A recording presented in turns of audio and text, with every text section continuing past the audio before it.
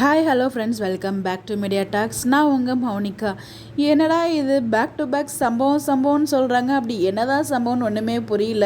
அவர் share பண்ணியிருக்க photos கீழே எல்லாமே பார்த்தீங்கன்னா, அதாவது நம்ம பசு ஷேர் பண்ணியிருந்த ஃபோட்டோஸ் கீழே கமெண்ட்ஸ் வந்து போட்டிருந்தாங்க. அதில் ஒரு சில அதாவது 1-2 கமெண்ட்ஸ்க்கு மட்டும் அவர் ரிப்ளை பண்ணியிருந்தாங்க. அந்த ரிப்ளை பார்க்கும்போது அப்படி என்னதாங்க அங்கே ஃபைலாக நடந்துச்சு அப்படின்னு சொல்லி என்னால் யூகிக்கவே முடியல. என்ன சொல்லியிருக்காங்க அப்படின்றத ஃபஸ்ட் நம்ம பார்ப்போம்.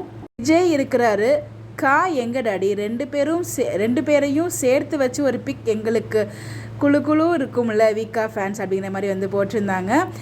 செட்டு ஃபயராக இருந்தது, பிக் எடுக்க முடியல, டுமாரோ கண்டிப்பாக அப்படிங்கிற மாதிரி உங்களுக்கு ஷேர் பண்ணியிருக்காங்க. அப்படி என்ன தான் ஃபயராக இருந்துச்சுன்னு எனக்கு தெரியல. அதாவது வீக்கா 2 பேரும் சேர்த்து வந்து ஃபோட்டோ கேட்டிருந்தாங்க, நாளைக்கு ஷேர் பண்ணுறதா சொல்லியிருக்காரு.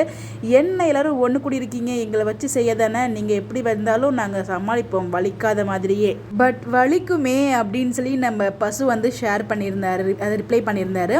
அடுத்ததாக சம்பவம்னு எப்பயும் வருது, ஆனால் பெருசாக எதுவும் இல்லையே டேடி அப்படின்னு கேட்குறாங்க.